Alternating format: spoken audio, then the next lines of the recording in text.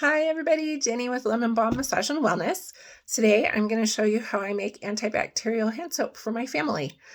When my kids were little, just as a background, their skin got really irritated by antibacterial soap. They would get all red and rashy and irritated and tender if they had to wash their hands with antibacterial soap. And so I found a recipe online and we've just continued to use it for the last 15 years. And it's super simple.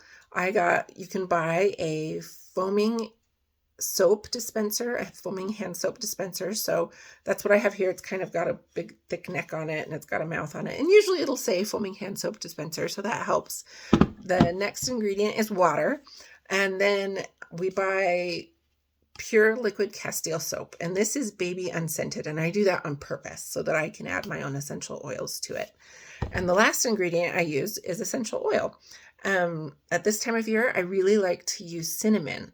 And I find that the cinnamon is really antibacterial. If you've bought a doTERRA On Guard hand soap, it has cinnamon in it and it works really well. And it smells nice and all those things. So the way I do this is you want to fill your soap dispenser 1/4 of the way up with soap. And then I personally, at that point, like to add my essential oil. Now, if I'm adding cinnamon essential oil, I'm only going to add like 3 drops to this size of a bottle. And that's because cinnamon oil is really strong and it will irritate your skin if you don't dilute it well. And so I only add 3 drops of the cinnamon oil and then I fill it the rest of the way up with water. Before I fill it with water, I shake it around and get that soap and oil mixed up really good together because I feel like it helps it disperse the cinnamon essential oil into the water when you add it. So after you've added the oil to the soap and you shake it up, then I would fill it up to the rest of the way, like up to here on my bottle, with water, and then I would shake that up. And then for my little kids anyway, it was great because they used to pump, big handfuls of soap into their hands to wash them. And when we got the foaming soap, they would just pump once or twice and get a handful of foam soap and scrub. And we weren't going through nearly so much soap.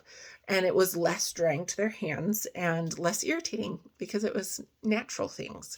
So if you wanted to add something other than cinnamon oil to your foaming hand soap, you can add up to 10 drops.